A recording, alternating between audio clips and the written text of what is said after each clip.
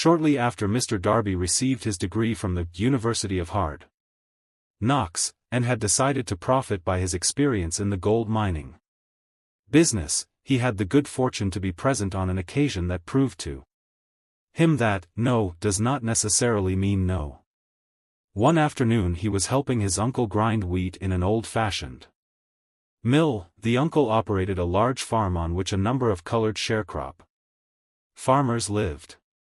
Quietly, the door was opened, and a small colored child, the daughter of a tenant, walked in and took her place near the door. The uncle looked up, saw the child, and barked at her roughly, "What do you want?" Meekly, the child replied, "My mammy say send her 50 cents. "I'll not do it," the uncle retorted, "now you run on home." "Yas, sah," the child replied. But she did not move. The uncle went ahead with his work, so busily engaged that he did not pay enough attention to the child to observe that she did not leave. When he looked up and saw her still standing there, he yelled at her, "I told you to go on home. Now go, or I'll take a switch to you." The little girl said, "Yas, sah," but she did not budge an inch. The uncle dropped a sack of grain he was about to pour into the mill hopper, picked up a barrel stave, and started toward the child with an expression on his face that indicated trouble. Darby held his breath. He was certain he was about to witness a murder. He knew his uncle had a fierce temper. He knew that colored children were not supposed to defy white people in that part of the country. When the uncle reached the spot where the child was standing, she quickly stepped forward one step, looked up into his eyes, and screamed at the top of her shrill voice, "My mammy's gotta have that 50 cents. The uncle stopped, looked at her for a minute, then slowly laid the barrel stave on the floor, put his hand in his pocket, took out $50, and gave it to her. The child took the money and slowly backed toward the door, never taking her eyes off the man whom she had just conquered. After she had gone, the uncle sat down on a box and looked out the window into space for more than 10 minutes. He was pondering, with awe, over the whipping he had just taken. Mr. Darby, too, was doing some thinking. That was the first time in all his experience that he had seen a colored child deliberately master an adult white person. How did she do it? What happened to his uncle that caused him to lose his fierceness and become as docile as a lamb? What strange power did this child use that made her master over her superior? These and other similar questions flashed into Darby's mind, but he did not find the answer until years later, when he told me the story. Strangely, the story of this unusual experience was told to the author in the old mill, on the very spot where the uncle took his whipping. Strangely, too, I had devoted nearly a quarter of a century to the study of the power which enabled an ignorant, illiterate colored child to conquer an intelligent man. As we stood there in that musty old mill, Mr. Darby repeated the story of the unusual conquest, and finished by asking, "What can you make of it? What strange power did that child use, that so completely whipped my uncle?" The answer to his question will be found in the principles described in this book. The answer is full and complete. It contains details and instructions sufficient to enable anyone to understand and apply the same force which the little child accidentally stumbled upon. Keep your mind alert, and you will observe exactly what strange power came to the rescue of the child. You will catch a glimpse of this power in the next chapter. Somewhere in the book you will find an idea that will quicken your receptive powers, and place at your command, for your own benefit, this same irresistible power.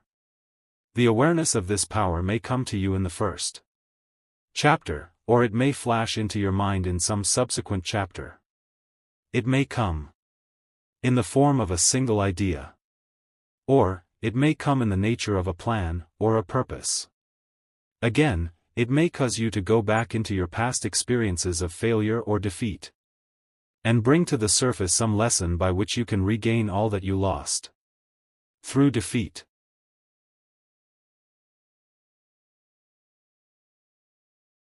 After I had described to Mr. Darby the power unwittingly used by the little colored child, he quickly retraced his 30 years of experience as a life insurance salesman, and frankly acknowledged that his success in that field was due, in no small degree, to the lesson he had learned from the child. Mr. Darby pointed out, every time a prospect tried to bow me out, without buying, I saw that child standing there in the old mill, her big eyes glaring in defiance, and I said to myself, I've gotta make this sale. The better portion of all sales I have made, were made after people had said no. He recalled, too, his mistake in having stopped only 3 feet from gold. But, he said, that experience was a blessing in disguise. It taught me to keep on. Keeping on, no matter how hard the going may be, a lesson I needed to learn before I could succeed in anything.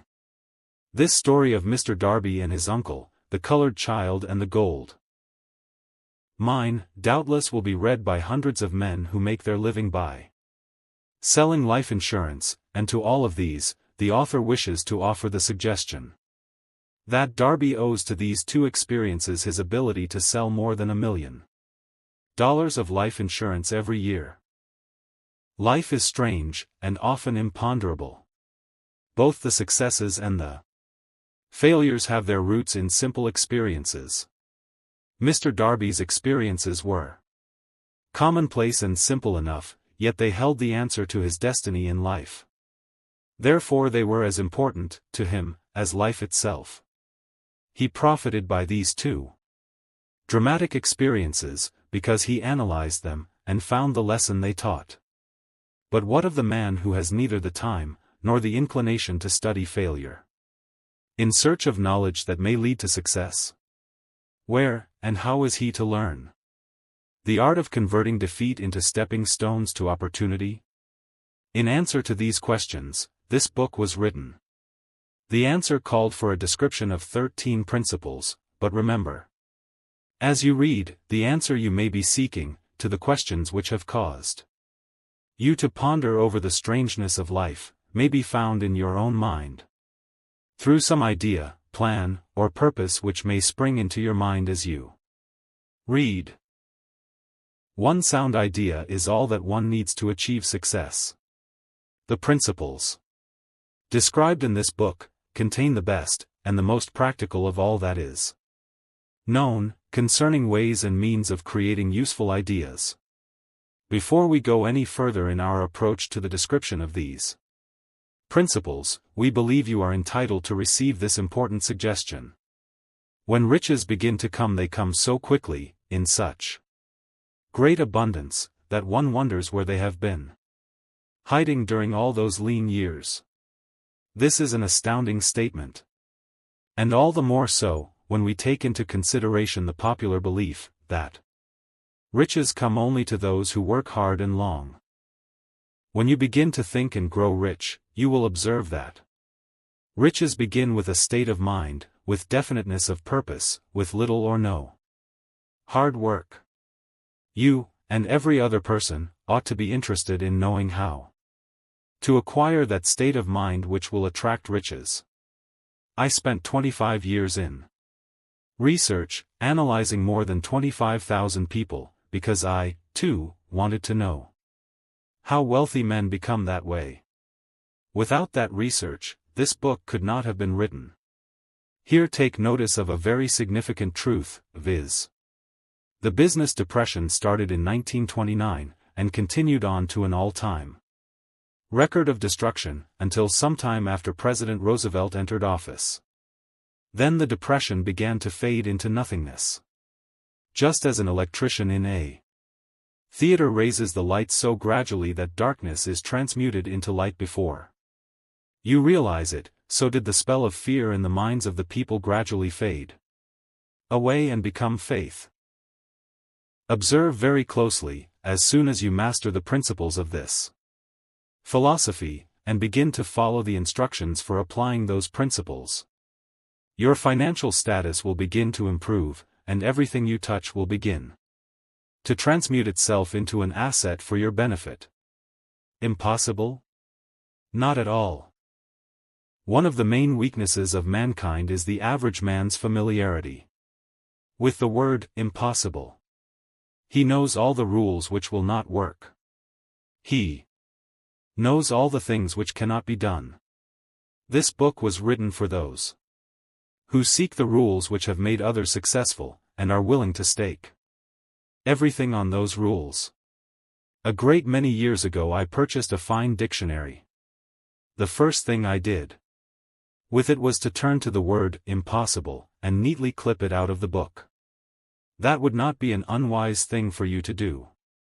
Success comes to those who become success conscious. Failure comes to those who indifferently allow themselves to become failure conscious. The object of this book is to help all who seek it, to learn the art of changing their minds from failure consciousness to success consciousness.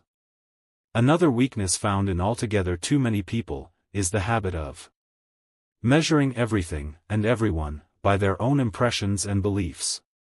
Some who will read this will believe that no one can think and grow rich. They cannot think in terms of riches, because their thought habits have been steeped in poverty, want, misery, failure, and defeat. These unfortunate people remind me of a prominent Chinese, who came to America to be educated in American ways. He attended the University of Chicago. One day President Harper met this young Oriental on the campus, stopped to chat with him for a few minutes, and asked what had impressed him as being the most noticeable characteristic of the American people. "Why," the Chinaman exclaimed, "the queer slant of your eyes. Your eyes are off slant." What do we say about the Chinese? We refuse to believe that which we do not understand. We foolishly believe that our own limitations are the proper measure of limitations. Sure, the other fellow's eyes are off slant, because they are not the same as our own. Millions of people look at the achievements of Henry Ford, after he has arrived, and envy him, because of his good fortune, or luck, or genius, or whatever it is that they credit for Ford's fortune. Perhaps one person in every 100,000 knows the secret of Ford's success, and those who do know are too modest, or too reluctant, to speak of it, because of its simplicity. A single transaction will illustrate the secret perfectly. A few years back, Ford decided to produce his now famous V8 motor. He chose to build an engine with the entire 8 cylinders cast in one block, and instructed his engineers to produce a design for the engine. The design was placed on paper, but the engineers agreed, to a man, that it was simply impossible to cast an 8-cylinder gas engine block in one piece. Ford said, "Produce it anyway." But, they replied, "It's impossible." "Go ahead," Ford commanded, "and stay on the job until you succeed, no matter how much time is required." The engineers went ahead. There was nothing else for them to do, if they were to remain on the Ford staff. 6 months went by, nothing happened.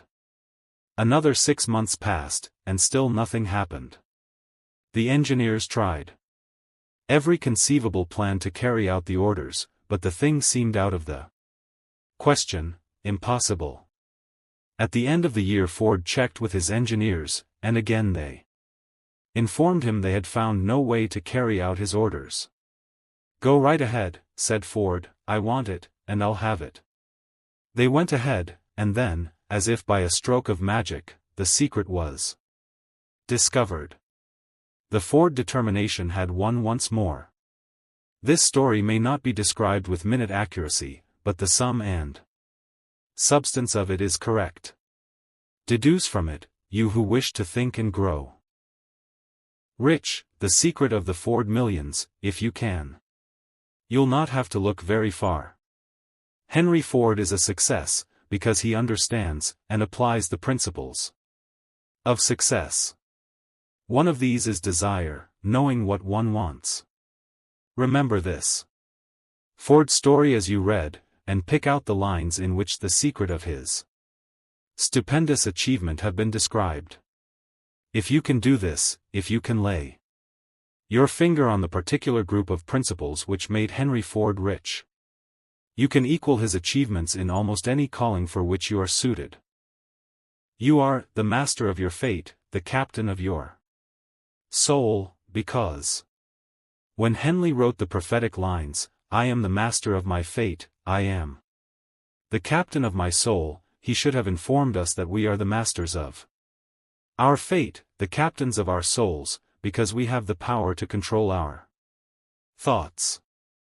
He should have told us that the ether in which this little earth floats, in which we move and have our being, is a form of energy moving at an inconceivably high rate of vibration, and that the ether is filled with a form of universal power which adapts itself to the nature of the thoughts we hold in our minds, and influences us, in natural ways, to transmute our thoughts into their physical equivalent.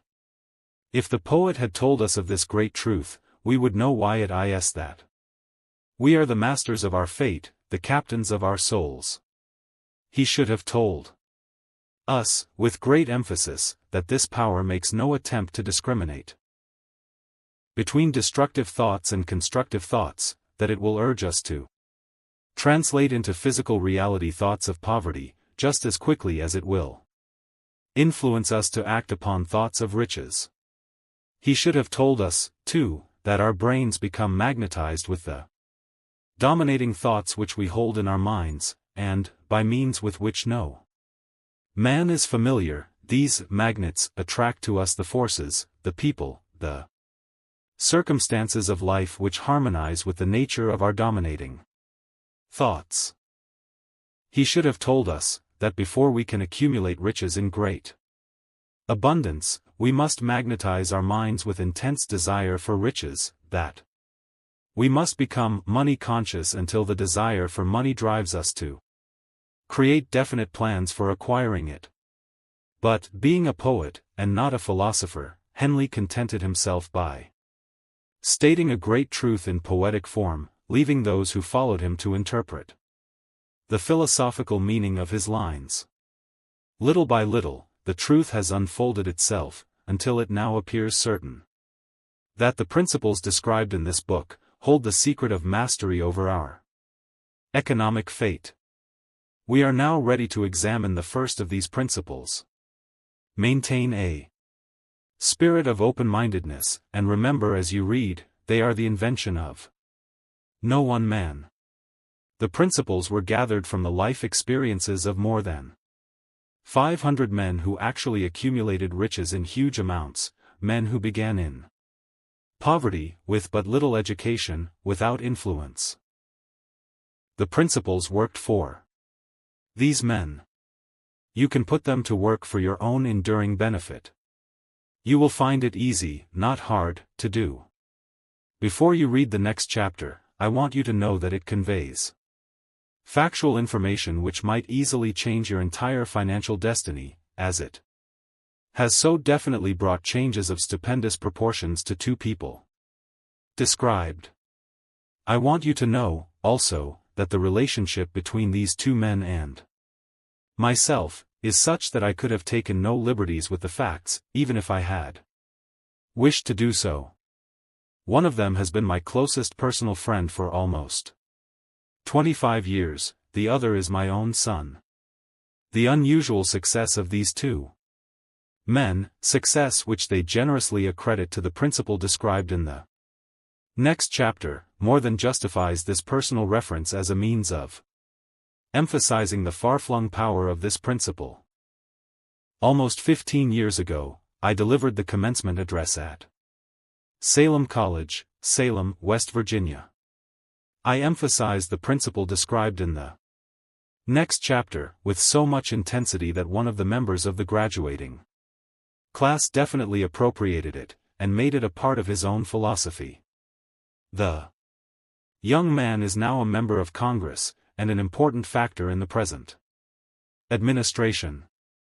Just before this book went to the publisher, he wrote me a letter, in which he so clearly stated his opinion of the principle outlined in the next chapter, that I have chosen to publish his letter as an introduction to that chapter.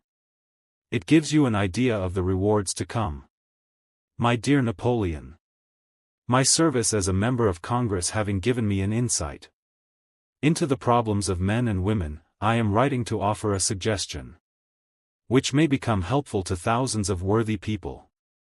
With apologies, I must state that the suggestion, if acted upon, will mean several years of labor and responsibility for you, but I am enheartened to make the suggestion, because I know your great love for rendering useful service. In 1922, you delivered the commencement address at Salem College, when I was a member of the graduating class. In that address, you planted in my mind an idea which has been responsible for the opportunity one now have to serve the people of my state, and will be responsible, in a very large measure, for whatever success I may have in the future.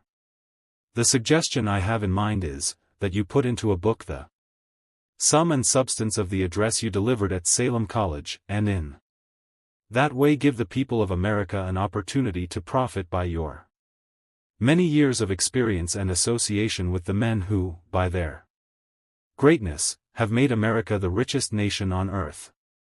I recall, as though it were yesterday, the marvelous description you gave of the method by which Henry Ford, with but little schooling, without a dollar, with no influential friends, rose to great heights. I made up my mind then, even before you had finished your speech, that I would make a place for myself, no matter how many difficulties I had to surmount. Thousands of young people will finish their schooling this year, and within the next few years, every one of them will be seeking just such a message of practical encouragement as the one I received from you. They will want to know where to turn, what to do, to get started in life. You can tell them, because you have helped to solve the problems of so many people.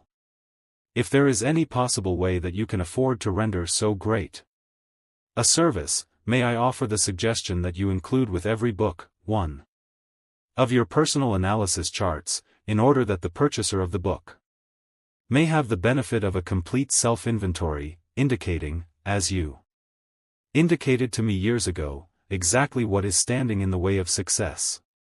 Such a service as this, providing the readers of your book with a complete, unbiased picture of their faults and their virtues, would mean to them the difference between success and failure.